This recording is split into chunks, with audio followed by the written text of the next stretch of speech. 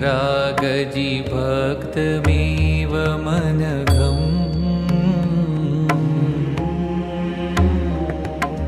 ब्रह्मस्वरूपं मुदा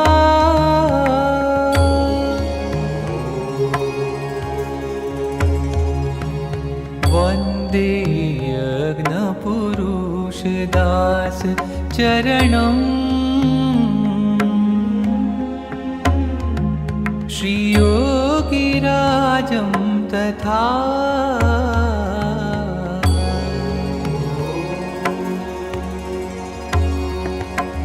वन्दे श्रीप्रमुखं महन्तगुणिनम्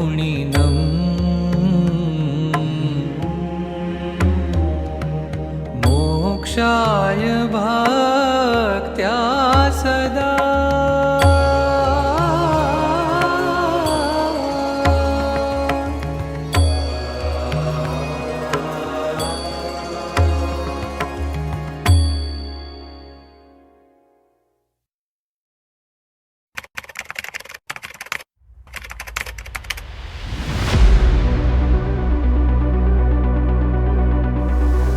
દિવાળી તેમજ નવા વર્ષના સસને જય શ્રી સ્વામિનારાયણ.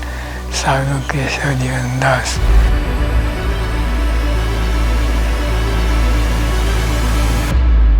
આપણે ખૂબ ભાગ્યશાળી છીએ કે આવો દિવ્ય સત્સંગ મળ્યો. સર્વોપરી ભગવાન અને તેના અખંડ પ્રગટ સત્પુરુષની પ્રાપ્તિ થઈ.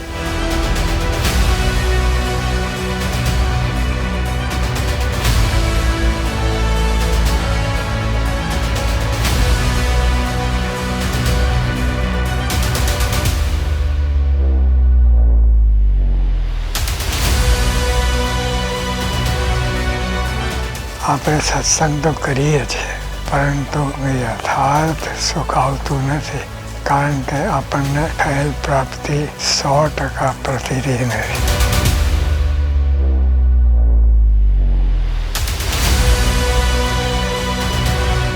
સંત દ્વારા પ્રગટ છે એટલે શ્રીજી મહારાજ જ, જરાય ઓછું નહીં, પણ આમાં સમ્યક પ્રકારે રહ્યા છે. જેવા અક્ષરધામમાં છે એ તે જ, જરાય ઓછું નહીં, સમ્યક 100%. મહારાજે કહ્યું પ્રસંગ 27માં કે આવા સંતના નેત્રમાં જોનારા ભગવાન છે, એના પગમાં ચાલનારા ભગવાન છે. એમાં તો સાક્ષાત સાંગો પાંગ નખથી શિખા પર્યંત રૂવાડે રહ્યું છે. સંતે સ્વયં હરી એટલું કે સંત દ્વારા મળ્યા આપણને ભગવાન જ છે, એવું કંઈ નહીં. સ્વામી આજે ભગવાન સિવાય કંઈ છે જ નહીં અંદર. આવી રીતે આપણે પ્રાપ્તિ થઈ છે. આ વર્ષે સૌ ભેગા મળી નક્કી કરીએ કે મારે રોજ ખટકો રાખી નિયમિતપણે 15 મિનિટ પ્રાપ્તિનો વિચાર કરવો છે. આવું કરવાથી અંતર શાંતિ રહેશે.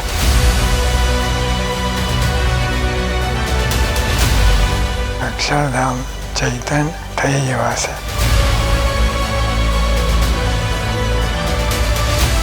સત્પુરુષના ભાવને પામશું.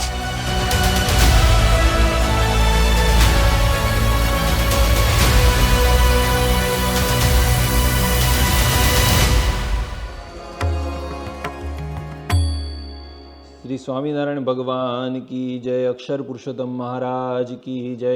ગુણાતીતાનંદ સ્વામી મહારાજ કી જય. ભગતજી મહારાજ કી જય. શાસ્ત્રીજી મહારાજ કી જય. યોગીજી મહારાજ કી જય. પ્રમુખ સ્વામી મહારાજ કી જય. મહંત સ્વામી મહારાજ કી જય. सूरत अक्षरधाम महोत्सव की जय।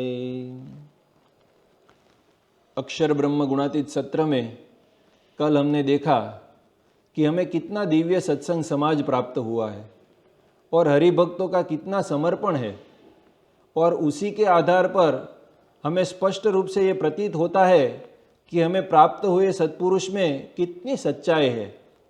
आज हमें सत्संग की दिव्यता हरिभक्तों की समझदारी में तो दृष्टिगत होती ही है, परंतु इससे पूर्व भी हमारे शास्त्रों में कुछ ऐसे भक्तों की गाथाएं भी लिखी गई है। प्रहलाद जी ने अत्यंत विपरीत परिस्थितियों में भी अपनी भक्ति को कैसे अविचल रखा, और अम्बरीश राजा जिन्होंने अपने अपमान होने के बावजूद अपमानकर्ताओं के प्रति लेश मात्र भी द्वेष भाव न रखा और बड़ी स्थिरता बनाए रखी। जनक राजा इतने बड़े साम्राज्य का संचालन करते हुए भी वे पूर्णतः निर्लेप थे। इसीलिए आज हम हजारों वर्षों के बाद भी उन्हें याद करते हैं और प्रेरणा प्राप्त करते हैं। लेकिन अक्षर ब्रह्म गुणातीतानंद स्वामी तीसरे प्रकरण की 26वीं वार्ता में बताते हैं कि इस सत्संग में तो अनंत प्रहलाद और अनंत अमृत जैसे भक्त हैं। यदि हम सांप्रत काल के हरिभक्तों के जीवन पर विचार करें तो हमें अवश्य ही गुणातीतानंद स्वामी की यह बात साकार हुई दिखाई पड़ती है।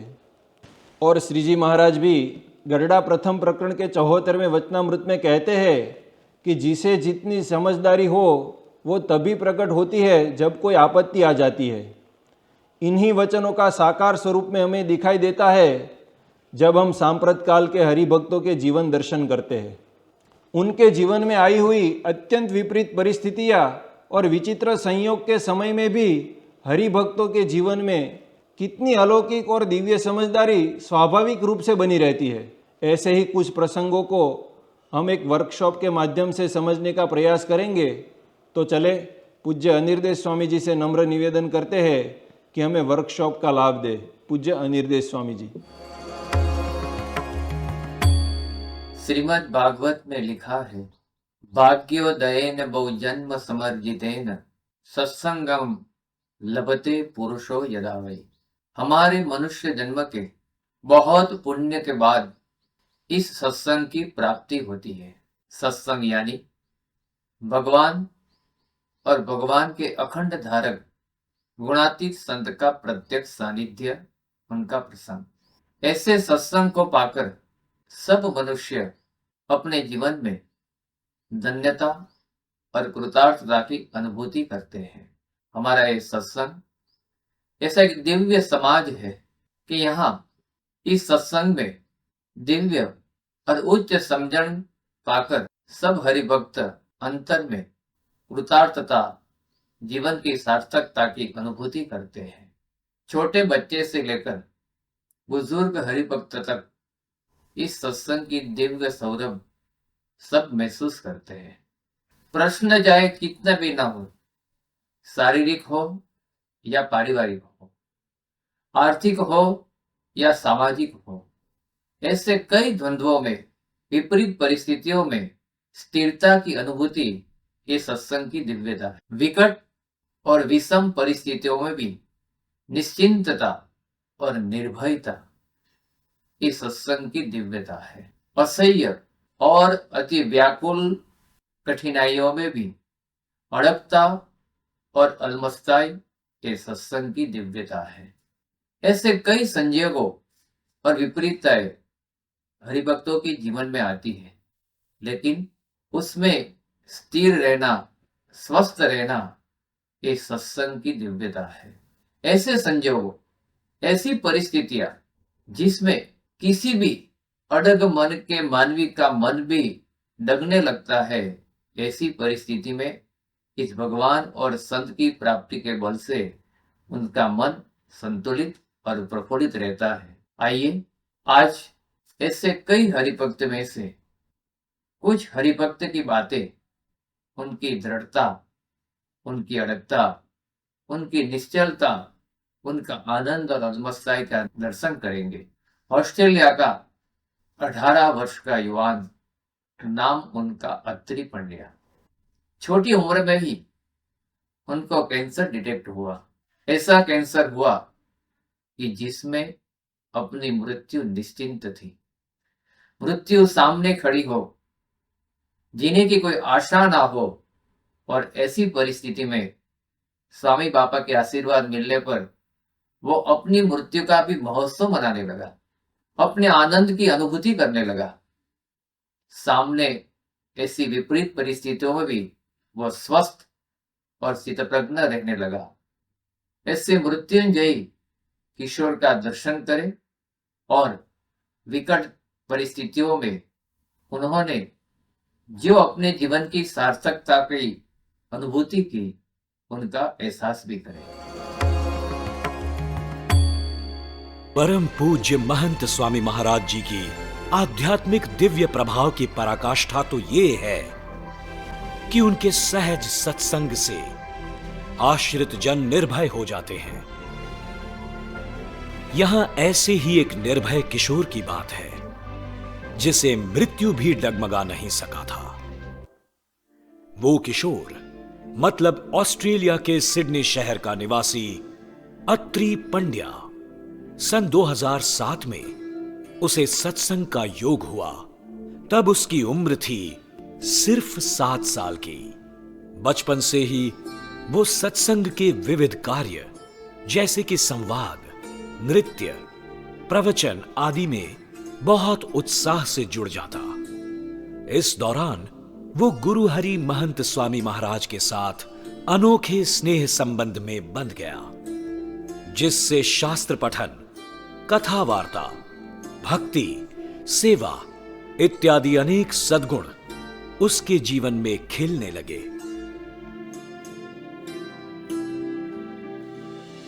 इस तरह सत्संग की सेवा करते हुए लगभग 10 साल बीत गए और 2017 की साल में अत्रि जब 11th साइंस में था तब उसने मुझे अचानक जुलाई महीने में ऐसा कहा कि मुझे दाहिने गाल में दर्द हो रहा है और दर्द धीरे धीरे बढ़ने लगा। ये दर्द थोड़ा असहनीय हुआ तो हम डॉक्टर के पास गए।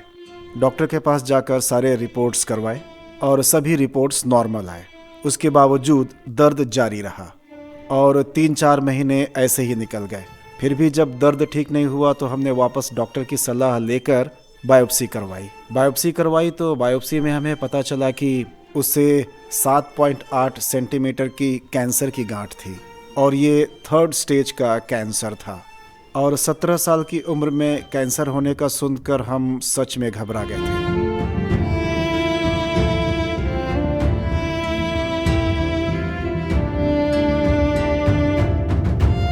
I'm a doctor and I know कि ऐसे केस के अंदर मरीज के बचने के चांसेस काफी कम हो जाते हैं और किसी भी मरीज को जब पता चले कि उसे 3rd स्टेज कैंसर है तो वो तुरंत डिप्रेशन में आ जाता है। पर जब अत्रि को इस बात का पता चला तो वो एकदम शांत था, जरा भी टेंशन नहीं था उसके चेहरे पर। उसकी उम्र काफी छोटी थी but he was so mature.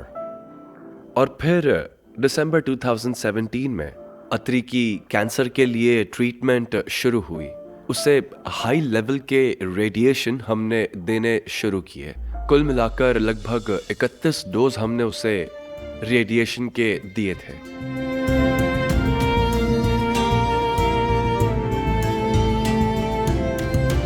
Radiation की ट्रीटमेंट सिर्फ 10 मिनट की ही होती है, पर उसकी गर्मी का असर अत्रि के शरीर में पूरे दिन भर रहता था। उसके कारण वो कुछ खा पी नहीं सकता था, इसलिए हम उसे फूड पाइप के जरिए फूड फीड करते थे। वो भी सिर्फ एंसो का ही मिल्क देते थे। वो खत्म होने के लिए उसे 4 से 5 घंटे लगते थे। वो पानी भी नहीं पी सकता था। ये सब कुछ उसे 2 महीने तक करना पड़ा और उस दौरान हम देख रहे थे कि उसे बहुत पेन हो रहा था। लेकिन जब हम उसे पूछते थे कि अत्रि तुम्हें दर्द हो रहा है, तब वो हंसकर हमें जवाब देता था, दर्द होता है तो होने दो, उसमें घबराने या रोने वाली कौन सी बात है। हमारे पास महाराज स्वामी और महंत स्वामी हैं, तो सब कुछ ठीक हो जाएगा।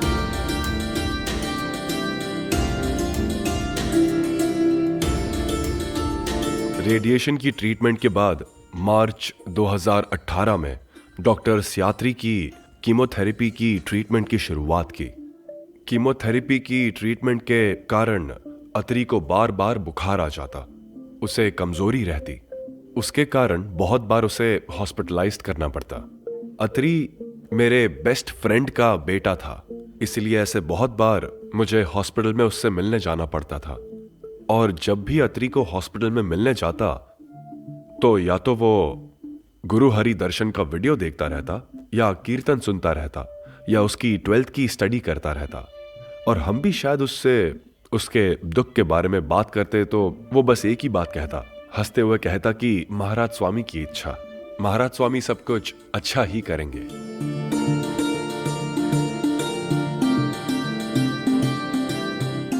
इस तरह नवंबर 2018 तक अत्रि की ट्रीटमेंट चली, केमोथेरेपी और रेडिएशन की।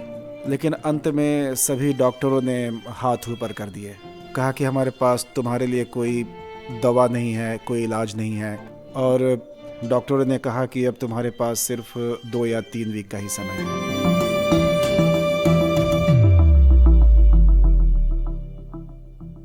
पूरे साल में एक भी बार या पूरे ट्रीटमेंट के दौरान एक भी बार उसने कभी किसी से कोई कंप्लेंट नहीं की थी। वो खुद भी मायूस नहीं था और हमें भी मायूस नहीं होने दिया था।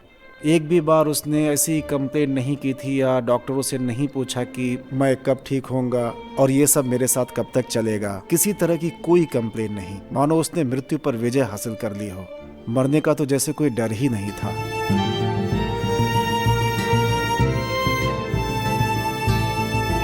इसलिए जब अत्रि का ऐसा समय चल रहा था तब हमें यूं लगा कि हर कोई फ्रेंड्स, जितने भी अत्रि के दोस्त हैं, हम सब ने सोचा कि उसे हॉस्पिटल में कैसे मिलने जाएं। तो तभी उसी समय एक पल के लिए मुझे मन में विचार आया कि चलो अत्रि से पूछते हैं कि अत्रि, तुझे ऐसा मन में विचार नहीं आ रहा कि भगवान ने तेरे साथ ही ऐसा क्यों किया? तो सब थोड़े शांत हो गए। फिर अत्रि ने जो आंसर दिया ना, उससे हम सबको जैसे एक नई प्रेरणा मिली और हम सब थोड़े शॉक भी हो गए। तो अत्रि ने ऐसा कहा कि देखिए इसमें कैसा है पार्थ भाई, कि बापा मुझे अक्षरधाम में ले जाने वाले हैं, ये तो पक्का है। और उसमें बापा को लगा होगा कि मुझ में कुछ कमी रह गई है, इसीलिए अंत में बापा ने क्या किया कि मुझे ये रोग दे दिया और रोग देकर अब मेरी कमी दूर कर देंगे और मुझे अक्षरधाम में बिठा देंगे। तो अत्रि की ये बात सुनकर तो हम सब के रोंगटे खड़े हो गए। पर जब हम अत्रि को देखते थे तो अत्रि वॉज ऑलवेज हैप्पी।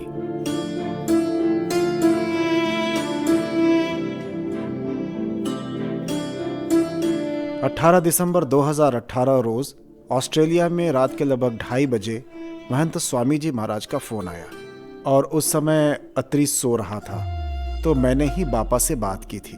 मैंने बापा को अत्रि की पूरी परिस्थिति बताई। फिर बापा ने आशीर्वाद देते हुए बताया कि महाराज स्वामी जी का भजन करना और महाराज स्वामी आकर उसे धाम में लेकर जाएंगे, निर्वासनिक करके उसे महाराज की गोद में बिठा देंगे। फिर जब अत्रि जाग गया तो मैंने थोड़ा घबराते हुए उससे ये बात कही कि अत्रि, मेरी बापा के साथ बात हुई और बापा ने तुम्हें धाम में ले जाने के लिए ऐसे आशीर्वाद दिए हैं। अत्रि को बिल्कुल भी कोई फर्क नहीं पड़ा और उसने थोड़ा हंसते हुए मुझसे बात कही कि जैसी महंत स्वामी महाराज की इच्छा। इतनी सी बात कहकर वो तुरंत सो गया। ये सब देखकर मेरा मन तो अशांत था, लेकिन वो एकदम निश्चिंत था।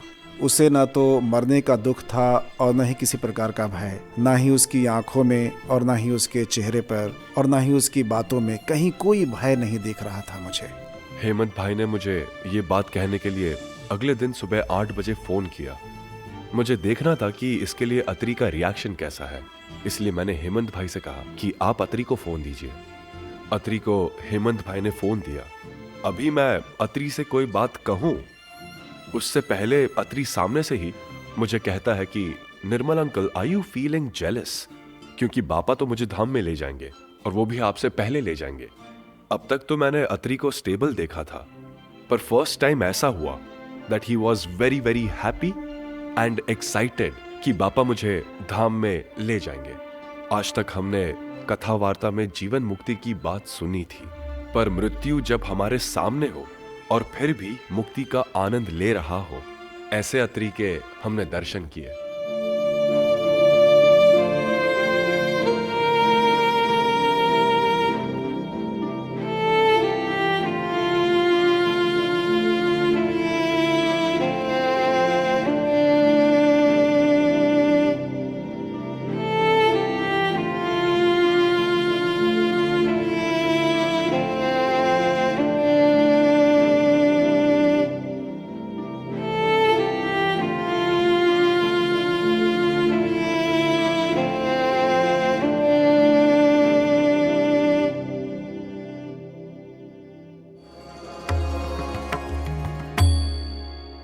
भगवान और प्रगट संत की प्राप्ति के बल से मृत्यु को भी मांगलिक महोत्सव मनाने लगे। ऐसे कई हरिभक्त हमारे सत्संग में हैं। मृत्यु तो एक बार आती है, लेकिन ऐसी बीमारियां जो मृत्यु से भी ज्यादा विकट सम हो, जिसका कोई उपाय ना हो, जिसका कोई इलाज ना हो, ऐसा एक रोग पार्किंसंस रोग।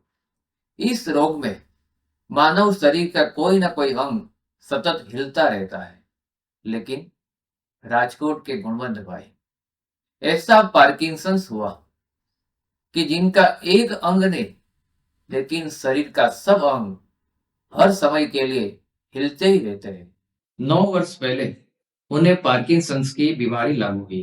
हर 2 घंटे उन्हें दवाई लेनी पड़ती है, नींद की दवाई भी लेनी पड़ती है। तथापि दिन में 3 घंटे ही सो सकते हैं, और वह भी टूटी फूटी नींद, एक साथ तो नहीं। उठने के बाद तुरंत उनका शरीर दुखने लगता है। पिछले 5-6 साल से तकलीफ और भी बढ़ गई है।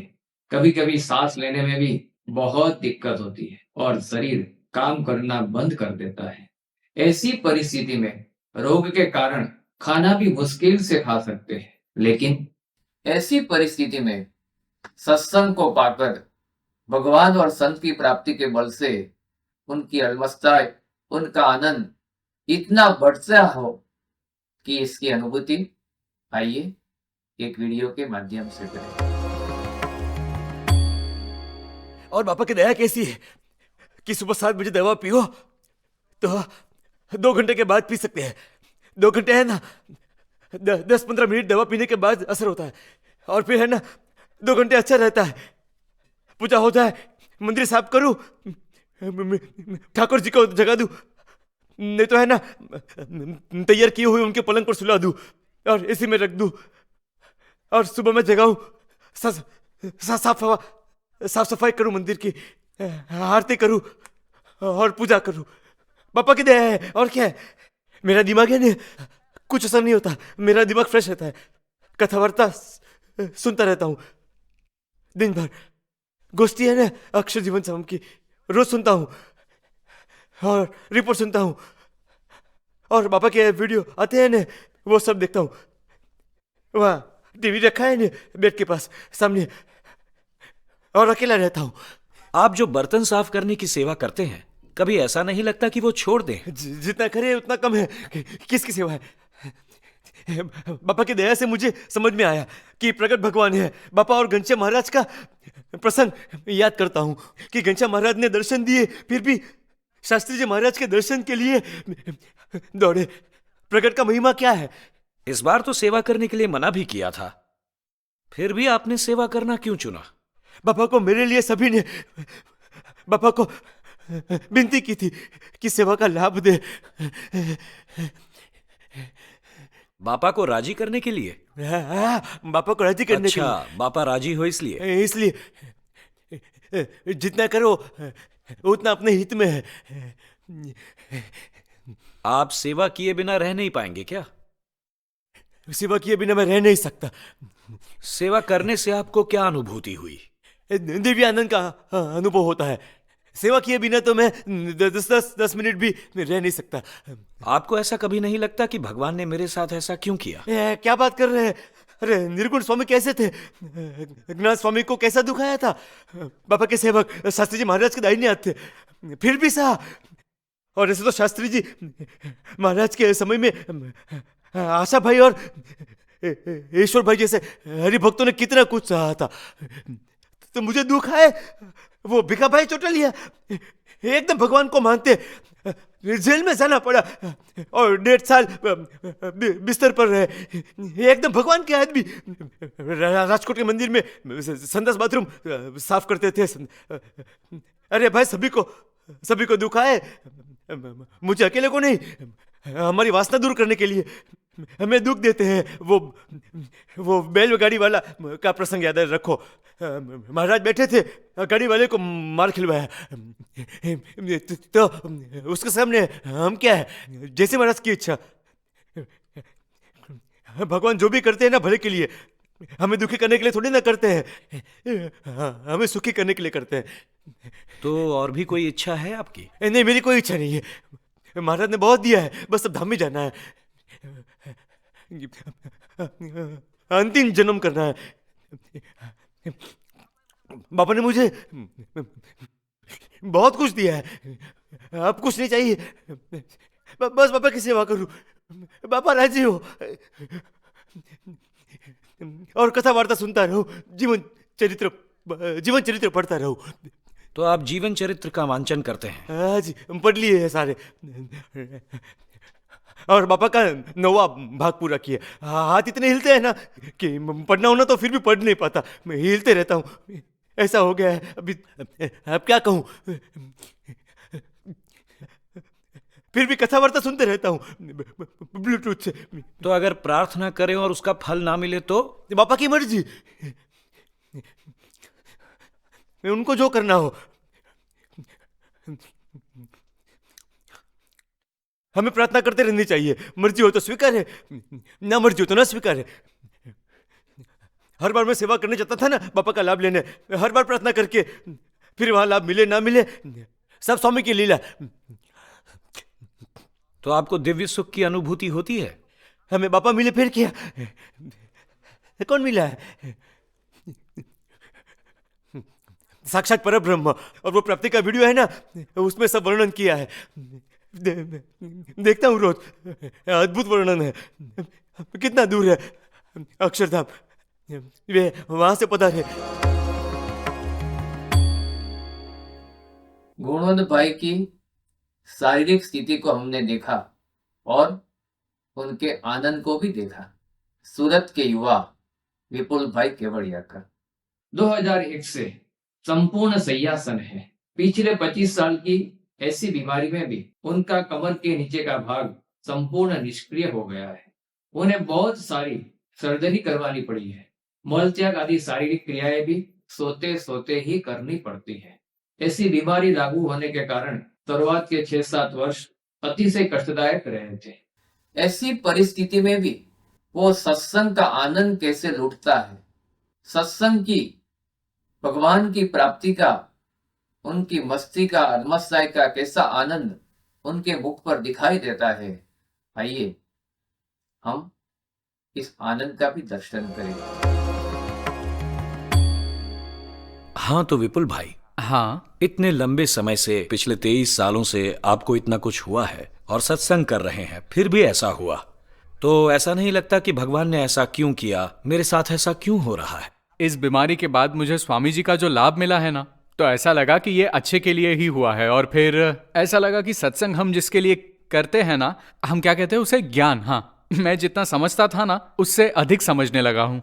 और सचमुच सत्संग करने से मुझे इस बीमारी के दौरान जितनी प्रतीति हुई है प्रगट की या फिर महाराज की, वो पहले जितनी थी ना उससे अधिक हुई है। और ऐसे देखने जाएंगे ना तो मुझे लगा कि मैं थोड़ा सा बीमार हूँ और मेरे शरीर में शारीरिक तकलीफ आई है, पर उसी के साथ मुझे स्वामी बापा के करीब आने का और सत्संग करने का मुझे लाभ मिला। और बस भगवान का नाम लेता हूँ, उसी के साथ रोज सारे जीवन चरित्र का पठन करता हूँ, वरना ऐसा टाइम नहीं मिलता। यदि मैं स्वस्थ होता तो सारे जीवन चरित्र पढ़ने का समय नहीं निकाल पाता। अंत में स्वामी ने मुझे वो जो माला करते थे ना वो माला दी है, कहा कि ये माला करना तुम्हें कभी दुख नहीं आएगा। और अभी तक वो माला मेरे पास ही है, मैं माला करता हूँ और मुझे आनंद आता है। उसके बाद मुझे दुख का अनुभव नहीं हुआ। और स्वामी ने मुझे वचन दिया है कि तुम चिंता मत करना, मैं तुम्हें लेने आऊंगा। फिर क्या चिंता। यदि आप स्वस्थ होते तो अच्छी नौकरी होती या अच्छा व्यवसाय होता। ऐसा नहीं लगता कि मेरी प्रगति रुक गई? नहीं, उसमें प्रगति में तो ऐसा है जैसे कि बापा हमें यही सिखाते हैं कि जैसी भगवान की इच्छा, और भगवान की इच्छा के बिना एक सूखा पत्ता भी नहीं हिल सकता। अब मैंने सब कुछ भगवान पर ही छोड़ दिया है। यदि मैं स्वस्थ होता तो बात कुछ और होती। यहाँ हूँ फिर भी सुखी हूँ, मतलब कि भविष्य में कोई दुख आने वाला होगा उस हिसाब से मुझे यहाँ सुलाया है, और यहाँ मैं पहले से भी ज्यादा सुखी हूँ। 2009 में जब प्रमुख स्वामी महाराज के पास हम मिलने गए, और तब स्वामी से उस मुलाकात के दौरान मैंने स्वामी से पूछा कि स्वामी मुझे अब अक्षरधाम कब जाना है। तब स्वामी ने कहा कि अभी वक्त नहीं हुआ है, मैं बैठा हूं ना, मैं तुम्हें अक्षरधाम ले जाऊंगा। ऐसा वचन उन्होंने मुझे दिया और मैं उस वचन के सहारे अभी एकदम खुशहाल हूँ। स्वामी जी ने तो वचन दे दिया, पर क्या आपको प्रतीति है? 100% मुझे पूरा विश्वास है। कैसा विश्वास है? कि स्वामी जी ने मुझे जो वचन दिया है ना वो पूरा करेंगे ही। तो क्या लगता है आपको, कब और कहां होगा? यहीं पर ही। अब तो मैं यहाँ मेरे इस बेड को ही अक्षरधाम मानता हूँ, क्योंकि मुझे अब किसी भी बात की कोई चिंता नहीं है। सपने में भी कभी ऐसा नहीं लगता कि मेरी इस बीमारी को इतना समय हो गया है। कभी मैं निराश हो जाऊं, कभी नहीं। लगभग पिछले 7-8 सालों से कभी निराशा ही नहीं आई जीवन में। कोई चिंता या दुख नहीं, बस आनंद ही आनंद है। शरीर तो रोग का घर है, घर नहीं मानो गोडाउन है। विपुल भाई का प्रसंग हमने देखा। ऐसा ही एक शरीर जयेश भाई सोनी का 2014 से उन्हें स्क्लेरोडमा की रोग की बीमारी हुई है। उनके फेफड़े काम नहीं करते, इसलिए उन्हें सांस लेने में भी तकलीफ होती है। डॉक्टर ने भी कह दिया कि इस रोग का कोई इलाज नहीं है। कई महीनों तक वे संपूर्ण शय्यासन ही रहे। शरीर का हलन चालन असंभव समान हो गया। जीवन के अंतिम 5 वर्ष तो वह निरंतर पीड़ा से गुजरे थे, लेकिन ऐसी भयंकर परिस्थिति में पूरा समय कोई दुख में नहीं, कोई दर्द में नहीं, केवल सत्संग के आनंद को कैसे लूटा जाए, अपने भीतर की आनंद की अनुभूति कैसी की जाए, ऐसे बीमारीग्रस्त शरीर में भी वो कैसे आनंद से और जीवन की कृतार्थता की अनुभूति करते हैं, उनके शब्दों में ही हम सुनेंगे। अब मुझसे अब ज्यादा चला नहीं जाता, बहुत ज्यादा।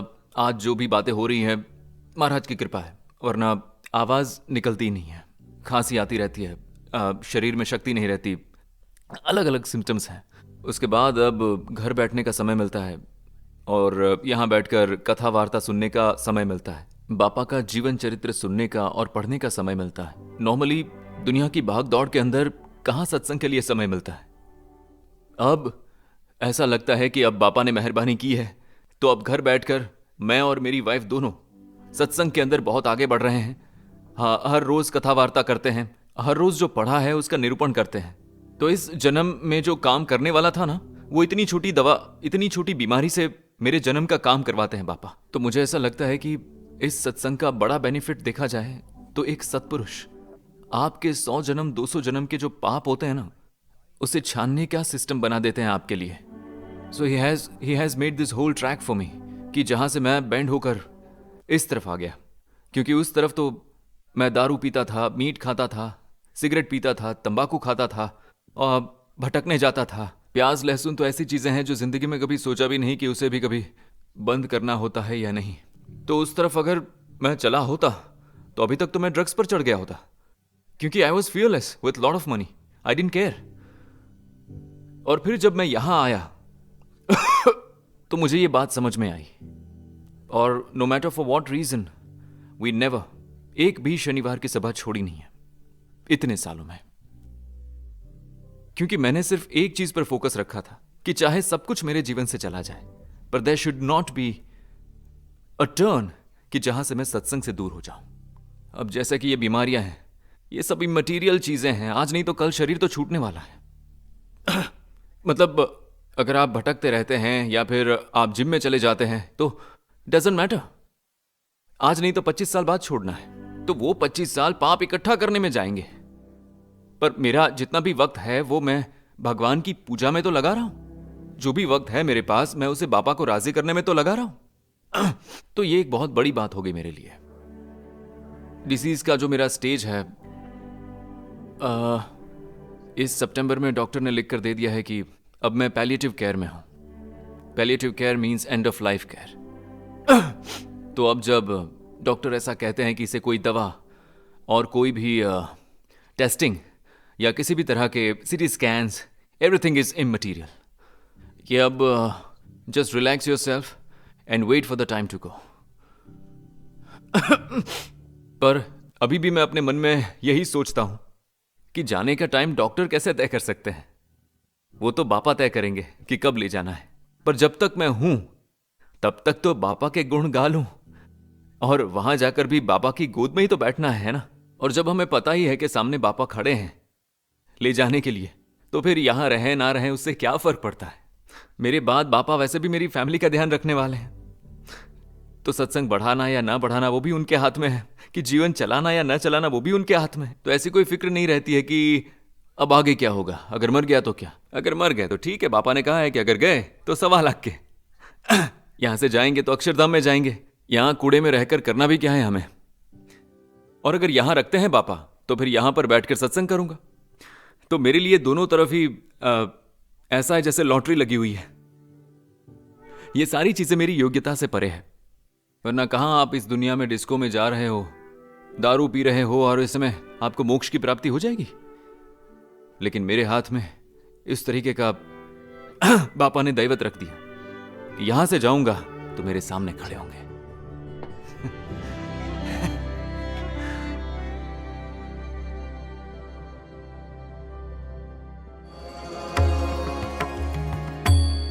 शरीर व्याधिग्रस्त हो, बीमार हो, इसका कोई इलाज ना हो, फिर भी ऐसी विकट परिस्थिति में भी कैसे आनंद से जिया जाता है, ऐसे कई प्रसंग हमने देखे। एक और प्रसंग देखे, अमेरिका के बालक, नाम उनका निश्चय। बचपन से ही बहुत भक्ति भाव, दिन में घर पे हो तो भगवान की आरती करना, चेष्टा गाना, उनको भोग लगाना, ऐसी भक्तिमय क्रिया में ही उनका समय व्यतीत होता था। लेकिन अचानक एक दिन केवल 3.5 वर्ष की आयु में उनकी मृत्यु हो गई। पूरे परिवार के लिए ऐसे गुणियल और भक्तिभाव वाला बालक का मृत्यु का आघात कितना भयंकर हो सकता है, असह्य हो सकता है, हमको प्रतीत हो सकता है। लेकिन ऐसी परिस्थिति में भी निश्चय के माता और पिता दोनों स्वस्थ रहे।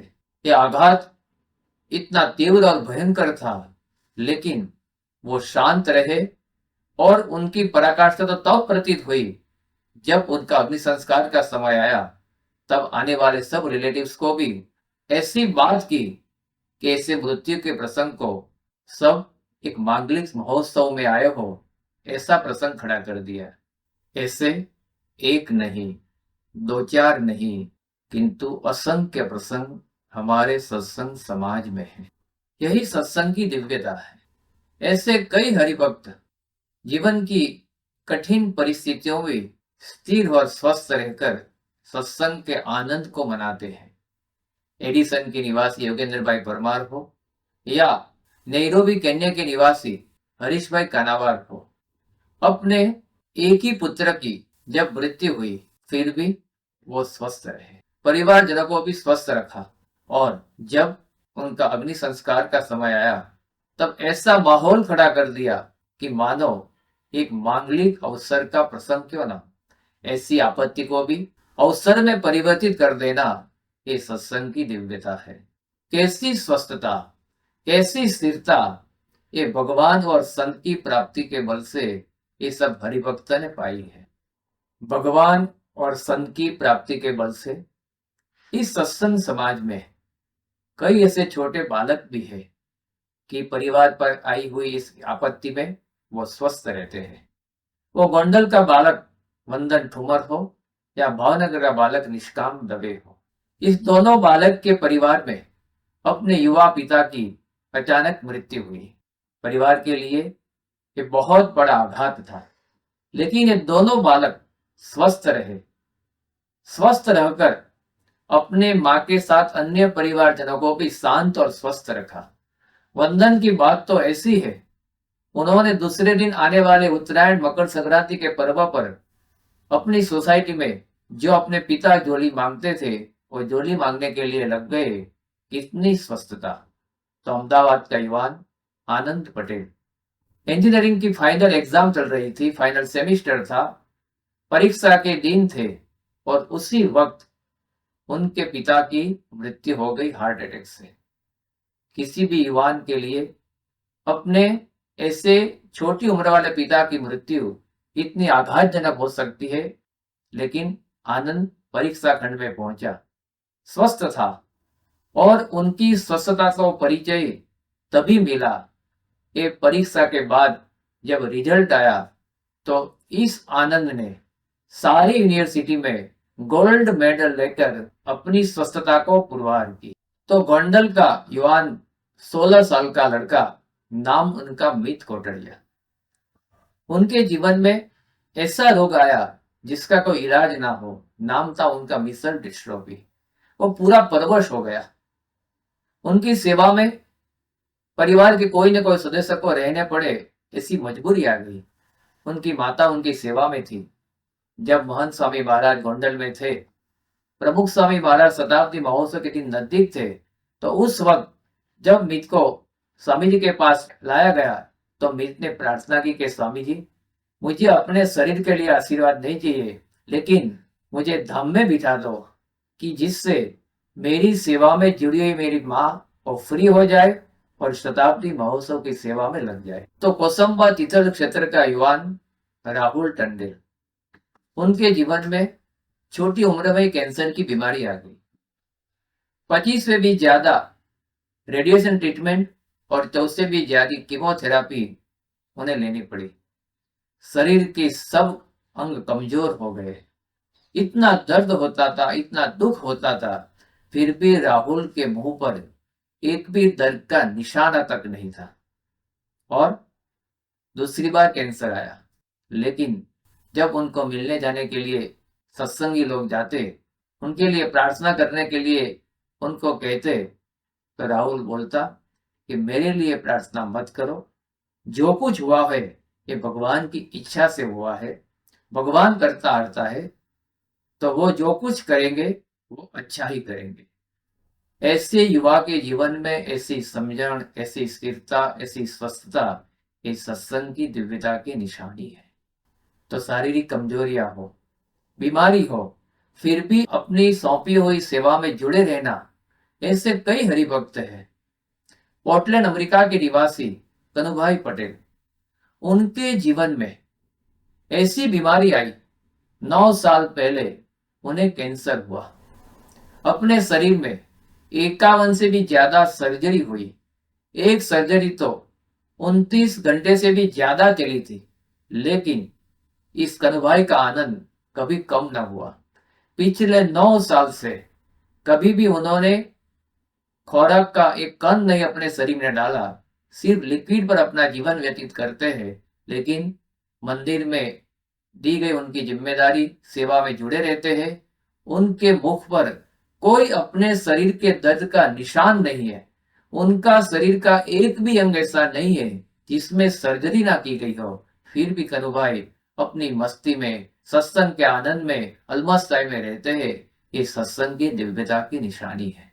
सत्संग की दिव्यता की अनुभूति हम कितने प्रकार से कर सकते हैं। कितने भी हमारे मंदिर है, असंख्य सत्संग केंद्र है, वहां जो भी हरिभक्त रहते हैं वो अपने सेंटर में, अपने सत्संग केंद्र में कोई ना कोई दान देते हैं।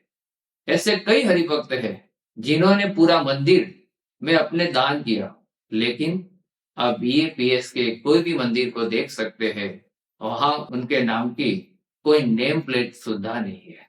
ऐसे दान करने के बाद भी कोई प्रकार के मान सम्मान की अपेक्षा ना रखना, ये सत्संग की कैसी दिव्यता है।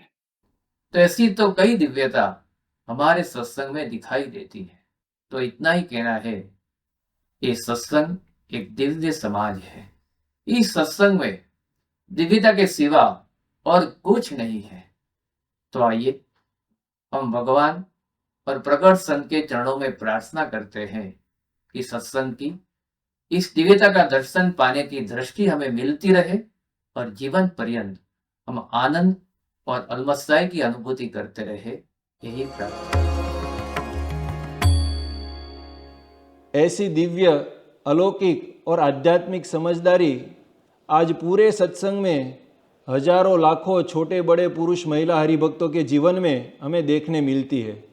और इसीलिए हमें स्पष्ट अनुभव होता है कि जिसने इस प्रकार की अलौकिक समझदारी से युक्त लाखों भक्तों का समाज तैयार किया हो, ऐसे सत्पुरुष के भीतर कितनी सच्चाई भरी होगी, ऐसे सत्पुरुष कितने पवित्र होंगे। बस ऐसे ही सच्चे सत्पुरुष हमें भगवान के स्वरूप की, संत के स्वरूप की और हरिभक्तों की महिमा समझाते हुए दिव्य वचनों का बोध दे रहे हैं। तो आइए उन्हीं के मुख से निकले हुए उस महिमा गान का पान करते हैं एक वीडियो के माध्यम से। એ ટુ ઝેડ સુધીની સ્થિતિ બાંધવા માટે સંબંધો મહિમા કામ આવશે.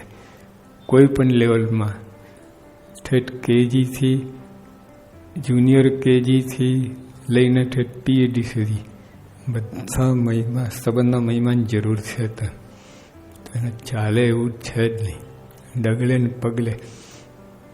ભગવાનના ભક્તનો સંબંધનો મહિમા સમય કષ્ટ પડે છે, એકદમ આમ આમ ગભરાઈ જવાય છે, આમ આમ આમ અસુખ થઈ જાય છે. આ દશા છે આપણી. પણ વિશ્વાસથી લાવો, ગમે હોય સંબંધ થયો એટલે પતી ગઈ વાત. હા, જો આ મહિમાના તો ભગવાનમાં કાચું કહેવાય. ભગવાન સંબંધને પામીને જો એ દિવ્ય ના થયો, માયા પણ ના થયો, એટલું ભગવાનનું કાચું કહેવાય. એટલે આપણે જ મહિમા ખોટો કરી ભગવાનને. આવી વિશ્વાસ નથી લાવતા આ વાતમાં, એ કે ભગવાનનો મહિમા ખોટો ઠરે છે એવું થઈ જાય. એટલે આવી રીતની બધી ઘણી બધી વાતો છે, એમાં વિશ્વાસ લાવવાની બધી વાત છે. સંતો ભક્તો મનુષ્ય દેખાય છે પણ તે કોઈ મનુષ્ય નથી. આપણને મનુષ્ય દેખાય એટલે મહારાજ કહે છે કાળા ચશ્મા પહેન ફરીએ છીએ આપણે. એટલે વ્હાઈટ વોલ છે ને તો કાળી દેખાય છે. એટલે ભગવાનને આ ચશ્મા ઉતારી દિવ્ય ચશ્મા પહેરાવ્યા છે. શું છે? સંતો ભક્તો મનુષ્ય દેખાય છે પણ તે કોઈ મનુષ્ય નથી. આ દિવ્ય ચશ્મા, દિવ્ય મુક્તો અલૌકિક છે. આ દ્રષ્ટિકારણ છૂટકો જ નહીં થાય.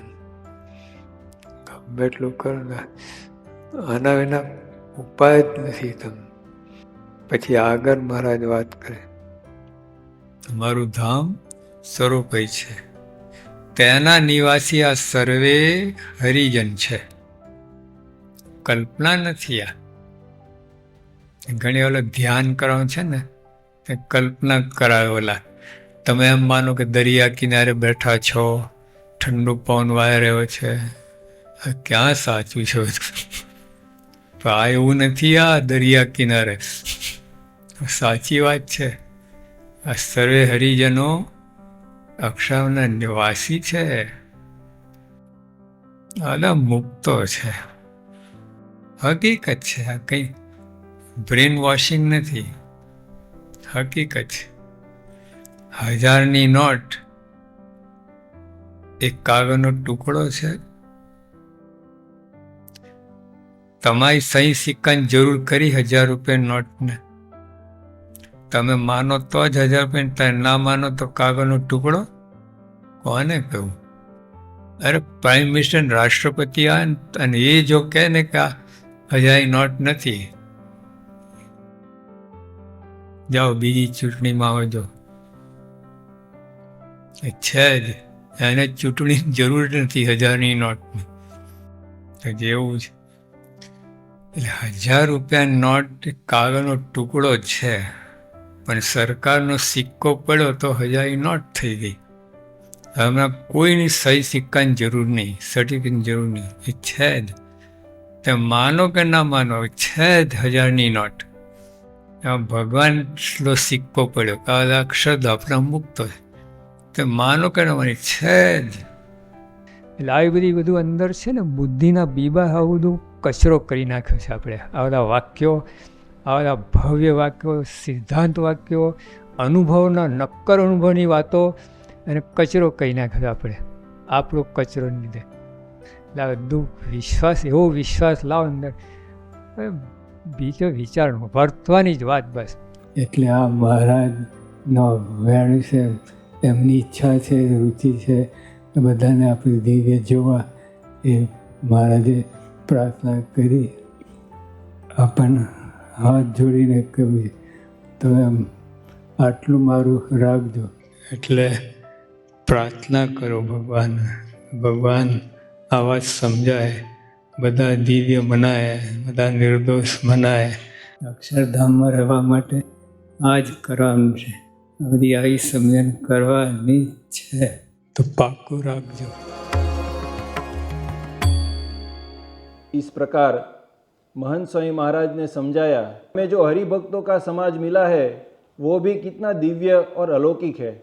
जब हम इस प्रकार से चिंतन करते हैं तब हमें अवश्य ही आनंद का अनुभव होता है कि हम कितने भाग्यशाली हैं। और यही बात की अनुभूति सद्गुरु निष्कुलानंद स्वामी जी को भी थी। उनके अंतःकरण में दृढ़ निश्चय था कि मेरे सामने जो बैठे हैं वे साक्षात पर ब्रह्म है और मेरे आसपास जो भी संत भक्त है वे सभी दिव्य और अलौकिक है। इसीलिए उन्होंने लिखा कि भाग्य जाग्या रे आज जाणवा कोटि थया कल्याण। आज हमारा भाग्योदय हो गया है, आज हमारे कोटि करोड़ कल्याण हो चुके हैं, अर्थात हम जीव कोटि से ब्रह्म कोटि में आ गए हैं। हमें प्रकट भगवान मिल गए हैं। वैसे तो ये परमहंसों के पास स्थूल रूप से रहने खाने की कोई अच्छी सुख सुविधा नहीं थी। वे तो भिक्षा मांगकर खाते थे, द्वेषियों का ताड़न और अपमान सहन करते थे। ऐसी परिस्थिति में भी निष्कुलानंद स्वामी जी कहते हैं कि आज अमृतनी हेली थई, राकपणું तो कहेवा न रह्યું, कोईમાં કહેશો कंगाल, निर्धनिया तो हमें नहीं, महा मळ्यो छे माल। जो कभी सोचा नहीं था, जिसकी कभी कल्पना भी नहीं की थी, ऐसा वर्णनातीत सुख हमें मिल गया है। साक्षात भगवान हमें मुखोन्मुख मिल गए हैं। इसीलिए हम धन्य हो गए हैं और इस जगत में हमारी जीत हो गई है। विजयनाद के दुंदुभी बज रहे हैं, माया के समक्ष हमारी जीत हो गई है। तो चले हम भी प्राप्ति की आनंद की अनुभूति करते हुए इस कीर्तन की पंक्तियों को हृदयस्थ कर कृतार्थता में सराबोर होते हैं।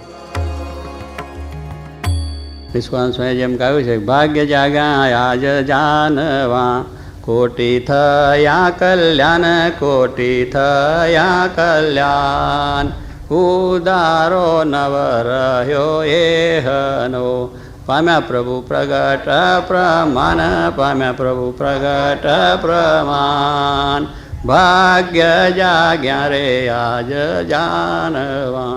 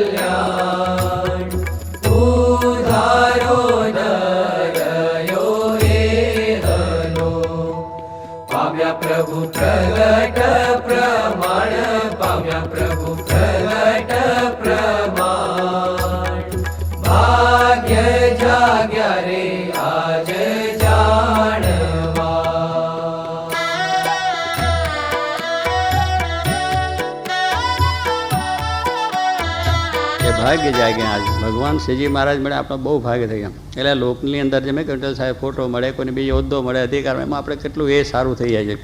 સારો જમાઈ મળે તો રાજી થઈ ગયો, વાહ વાહ સારા છે ભાઈ મળે, એટલે આવાની અંદર આપણને કેફ જરા રહે છે અને એનો આનંદ પણ રહે છે। તો આ તો ભગવાન છે, આપણા આત્માના સાચા સગા પરમાત્મા છે। તો એને જ્યારે આપણને પ્રાપ્તિ થઈ, આવો સત્સંગ એમનો મળ્યો, આવા જોગી મહારાજ જેવા ગુરુ મળે, તો આપણે કેટલો આનંદ રહ્યો છે। 24 કલાક આપણે આનંદ હોય અને એ આનંદની અંદર પછી સત્સંગે મોરો પડે ખરો। એટલે જે વખતે જે સમયે છે, એટલે નિષ્કાન સ્વામી આવા બધા માન અપમાન હતા તે વખતે આ કીર્તન એમને ગાયું છે। એમને આ કીર્તન તેવા સમયે ગાયું છે, ભાગ્ય જાગ્યા આજ જાણવો, કે અમારો ભાગ થયો કે ભગવાન શ્રીજી મહારાજ મળ્યા અને આ રીતે એમની સેવા અમને મળી, એ મોટો ભાગ। આમ પોતે ગાય છે ભગવાન મળ્યા એ મોટો ભાગ। આ દુનિયાની વસ્તુ તો આવે છે ને જાય છે, આવીને પાછી ચાલી જવાની છે અને તે દાડ પાછો શોક થશે। કેવું કે આપણે મોટા ભાગે છે કે આપણને આ વસ્તુ મળી છે કે આપણો જન્મનો રોગ છે, આપણું અજ્ઞાન છે અને એ મોટી વસ્તુ આપણને મળી છે, એનાથી જયું તો એ મોટો લાભ છે કે આ કાયમ જે અનંત દુઃખ આ ગર્ભવાસ લગ 84નો આપણે ભોગવવા પડે છે, એમાંથી મુક્ત કર્યા, એમાંથી આપણે બહાર કાઢ્યા, એ કેટલી મોટી વાત, કેટલા મોટો આપણો ભાગ્ય કહેવાય।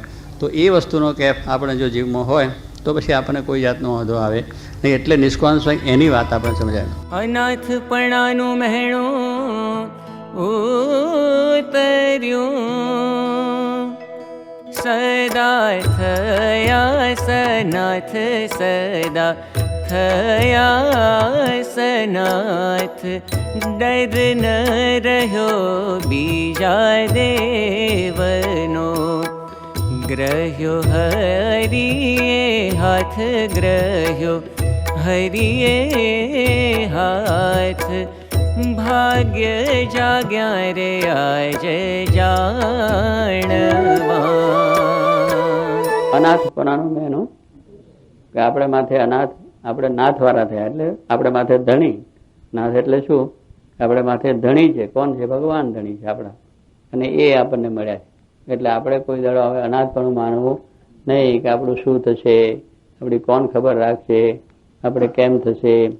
આપણે માથે તો ભગવાન આપણા ધણી છે. શ્રીજી મહારાજ સાક્ષાત, એમના ધારક સંત એવા યોગીજી મહારાજ, આ બધા સંતો, આ કેટલું બધું આપણે માથે છે. એટલે આપણે તો કોઈ દાડો અનાથ જેવું છે જ નહીં કે હવે આપણું શું થશે, ખાવાનું મળશે કે નહીં મળે, હુવાનું મળશે કે નહીં મળે, લુગડા મળશે કે નહીં મળે, કે આ બધી વસ્તુ મળશે કે નહીં મળે, એવી કોઈ વસ્તુ આ લોકની પણ નથી રહી. અને બીજી રીતે આપણા મોક્ષમાં પણ ખામી નથી કે આપણે અનાથ નથી, આપણે માથે ધણી છે. ભગવાન પુરુષોત્તમ નારાયણજી આપણું કલ્યાણ કરતા એ માનો આપણે દર આશરો થયો, એટલે આપણે અનાથ ક્યાંથી રહ્યા. અને ડર ન રહ્યો બીજા દેવનો. પછી બીજા ફલાના આમ કરશે, ઠીકના આમ કરશે, પછી કોઈ શું કરવાનું છે? ભગવાન શ્રીજી મહારાજ સાક્ષાત મળ્યા કે આ જગતના માણસોએ આપણને શું કરવાના છે? એ કોઈ કશું કરવાનું નથી. આપણું મોક્ષ, આપણું કલ્યાણ છે જ. આપણે ધણી માણસ છે તો પછી એને કોઈ જાતનો ડર હોય નહીં. જેને માથે જેને ધણી હોય પછી કોઈ જાતનો વાંધો આવે જ નહીં. એટલે એને કોઈ બીજા વસ્તુનો પણ ડર ના રહે કે મને ફલાનો આમ કરશે, ઠીકનું આમ કરશે, કોઈ નહીં કરે. આપણે એ ભગવાનનો આશરો રાખી અને એનું બળ રાખી અને આપણે સાચું જીવન જીવીશું તો આપણને કોઈ કંઈ કરી શકે એમ છે નહીં. કારણ કે કાળ કર્મ માયાનો પણ ભય નથી. કસર ન રહી કોઈ વાતની,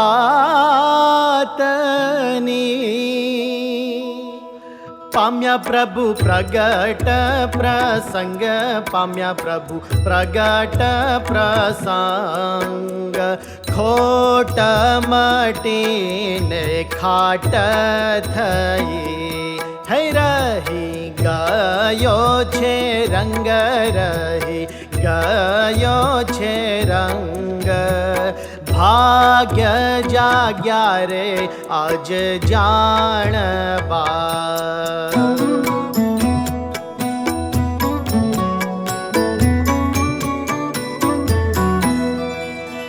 હે આજ અમૃતની હેલી થઈ, रही नहीं काई खोट, रही नहीं काई खोट. एक कल्याणनु क्या રહ્યું, થયા કલ્યાણ કોટ, થયા કલ્યાણ કોટ. ભાગ્ય જાગ્યા રે આજ જાણવા. રાખપણું તો રહ્યો નહીં, કોઈ માં કહેશો કંગાલ, કોઈ માં કહેશો કંગાલ. નિરધનિયા તો અમે નથી, હે મહા મળ્યો છે માલ, મહા મળ્યો છે માલ. ભાગ્ય જાગ્યા રે આજ જાણવા.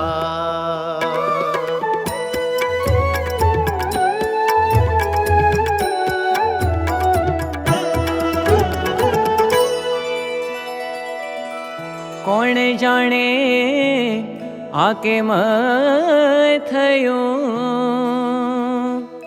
આવ્યું અણચિંતવ્યું સુખ, આવ્યું અણચિંતવ્યું સુખ.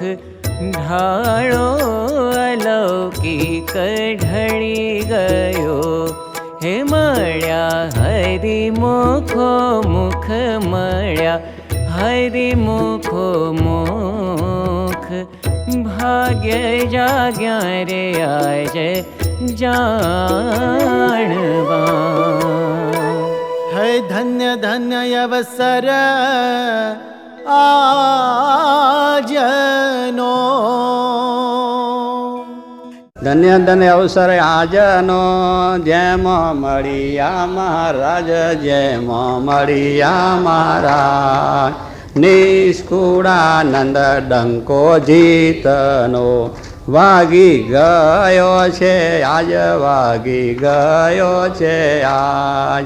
ભાગ્ય જાગ્યા રે આજ જાનવા. કેટલા ઉત્સાહના શબ્દો, બળના શબ્દો, નિષ્કામ જોઈને કેવી પરિસ્થિતિમાં આ શબ્દો લખાયા છે જોવાનું છે. કોણ ભગવાનને માધ્યમ રાખીને કે આ વસ્તુ મળી છે એટલે બધું પ્રાપ્ત થયું.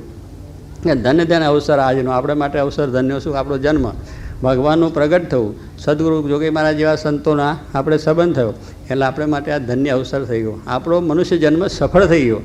આ જો સત્સંગ મળ્યો છે એ સફળ છે. એટલે હવે સત્સંગ ન મુકાય આપણે જોવાનું હોય. એમને તો યોગ સારો આપ્યો, અવતાર આવો આપ્યો, સરસ અવયવ આપ્યા, આપણને સરસ રીતનું શરીર આપ્યું છે. આવો નિષ્કુળાનંદ કહે ડંકો જીતનો, આપણો જીતનો ડંકો વાગી ગયો કે હવે આપણે કંઈ હાર જીતની વાત નથી, જીતનો છે આપણે. કે હવે આપણે પૈસા મળ્યા, નોકરી મળી, બીજું ના મળ્યું, ઓછું મળ્યું, બીજું તો આવા બધી વસ્તુની વાત નથી. કે આપણે જીત થઈ ગઈ, કે આપણે ભગવાનને સંત મળ્યા એટલે માયાની સામેનું આપણું યુદ્ધ છે એમાં જીતી ગયા, માયાથી પાર નીકળી ગયા આપણે. હા, ભગવાનને સંત મળ્યો છે એટલે આપણે માયાનું આવરણ નીકળી ગયા. ધન્ય ધન્ય અવસર આજનો જેમાં મળ્યા મહારાજ, જેમાં મળ્યા મહારાજ. નિષ્કુળાનંદ ડંકો જીતનો, નિષ્કુળાનંદ ડંકો જીતનો. વાગી ગયો છે આજે, વાગી ગયો છે આજે ડંકો જીતનો. વાગી ગયો છે આજે, વાગી ગયો છે આજે ડંકો જીતનો. વાગી ગયો છે આજે, વાગી ગયો છે આજે ધન્ય અવસર આજનો જેમાં મળ્યા મહારાજ. નિષ્કુળાનંદ ડંકો જીતનો વાગી ગયો છે યાર. વાગી ગયો છે આજે, વાગી ગયો છે આજે ડંકો જીતનો. ડંકો જીતનો.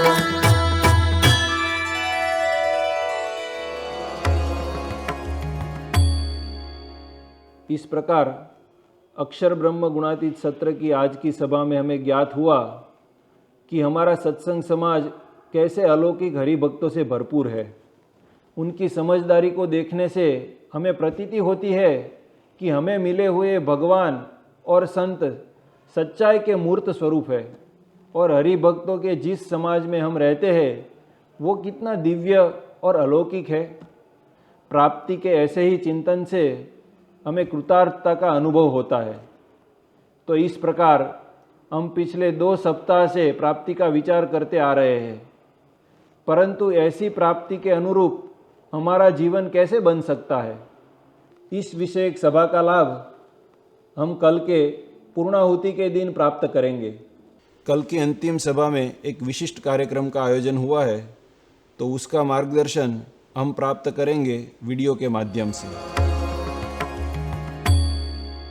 परम पूज्य महंत स्वामी जी महाराज की आज्ञा से हम अक्षर ब्रह्म गुणातीत सत्र का अद्भुत लाभ ले रहे हैं। सन 2020 में जब गुणातीत सत्र का प्रथम दिवस शरद पूर्णिमा का दिन था, तब गुणातीतानंद स्वामी की प्रतिष्ठा निमित्त स्वामी श्री ने हम सब हरि भक्तों को अपने अपने घर को सजाकर उस प्रतिष्ठा का धूमधाम से स्वागत करने की प्रेरणा दी थी।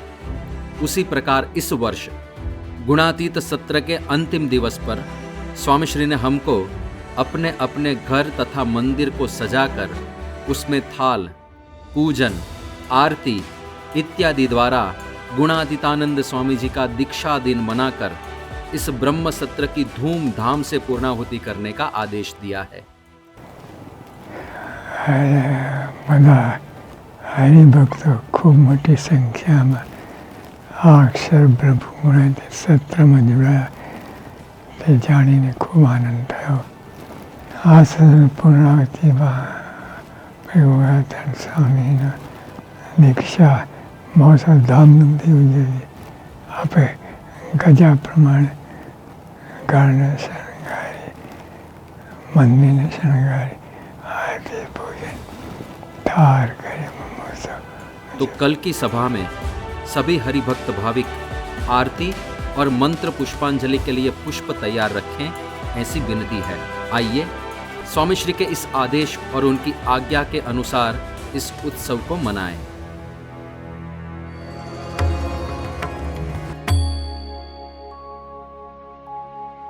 गुणातीतं गुरुं प्राप्य ब्रह्मरूपं निजात्मनः विभाव्यदासभावेन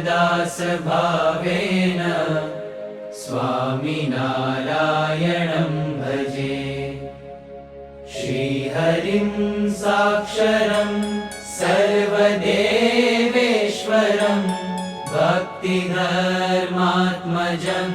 दिव्यरूपं परं शान्तिदं मुक्तिदं कामदं कारणं स्वामिनारायणं नीलकण्ठं भजे. श्रीहरिं